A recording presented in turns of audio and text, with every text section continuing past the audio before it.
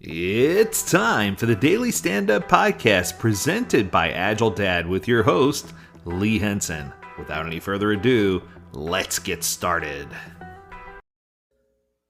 Okay, so I throw in a towel this time. Let me tell you, I just got sent an article that kind of put me into, I don't want to say shock zone, but I guess it disappointed me more than anything. And it was an article regarding steps to improve to help solve online Scrum or Agile meeting problems.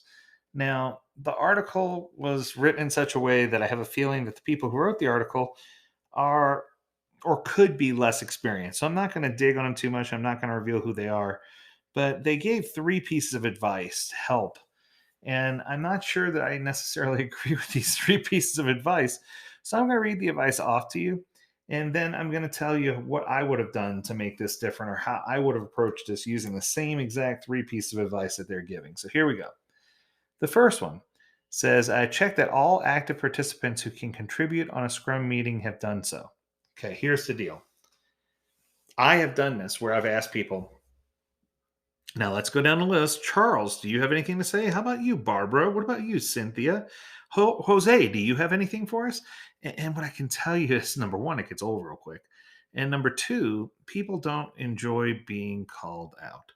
So when you say all active participants, are you just talking about the ones who contribute and add value? And if that's the case, then how do you decide who adds value and who doesn't? And well, now, this isn't for you. We're doing this for so and so. It just feels hokey to me, right? And it's interesting because I hear people all the time who say, we want to take this person out of our meetings because they're just not adding value. And I hear other times where people say, we want to take this person out of our meetings because all they do is talk. It's just so interesting. So I think that it's important for you to make sure that you have the right people in the meeting, maybe, and make sure you have the right audience. We talked about the rats not too long ago, inviting the rats to your meetings. If you didn't get a chance to listen to that podcast episode, I strongly represent or recommend that you do. But we want to make sure we have the right recipients and the right people who are supposed to be there, the right attendees. And I think that if we do that, that's going to solve this problem, right? Okay, number two, align your team meetings to have a starting time that works across the globe. Okay. Idealistic much? I don't even know what to say here. I do know what to say. That's impossible. Now, if you have people who are working in the same geographic area, like the United States with contiguous time zones, right? Or in Europe where the time zones are all close, then sure, you can certainly do this. But if you start sprinkling in one person from Australia or mainland China with someone from India, with a couple of people from the UK, with someone from Australia and a bunch of people in New York and California, and one person in Hawaii, you're going to wind up with a no call, is what I like to call it, because people, even if they are there, they just won't be focused or paying attention. It's just you listening to rustling of the wind as it goes through the meeting, right? It's just it's sad, but trying to find a time where everyone's alert, awake, and ready to get in a meeting, get it done, and get out. The whole find a time across the globe thing doesn't work. So here's my input here. Leverage technology to find tools that you can use that help make this easier. If you can leverage technology and you can figure out, hey, if we use XYZ tool, that's going to allow two of us to report at the same time, so to speak.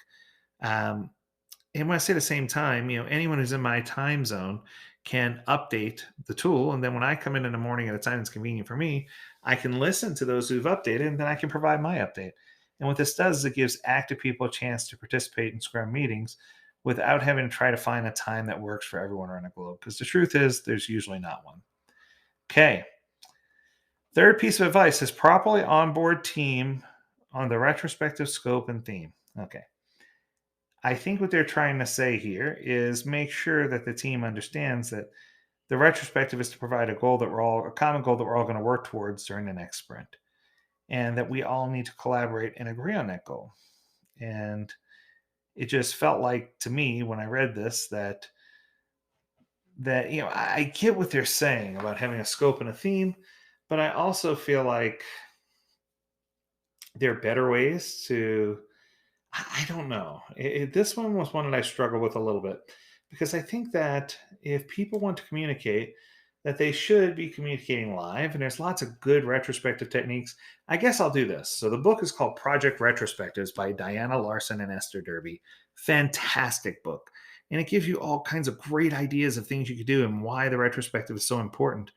But I think once again, if we understand what we're trying to do and we understand our common goal and we understand our vision and strategy and we're all working together towards it, then that's going to make these meetings take a lot less time and it's going to allow people to actively participate.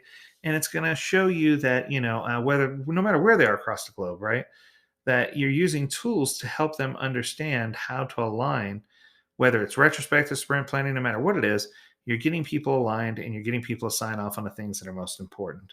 So I think that while this article was written with good intent, I almost feel like it was just poorly written because the information wasn't all there.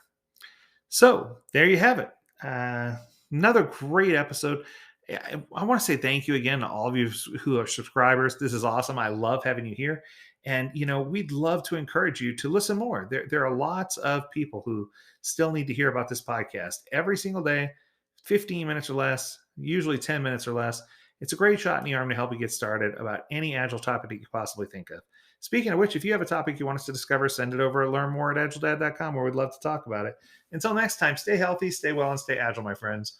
Whatever you do, do take care.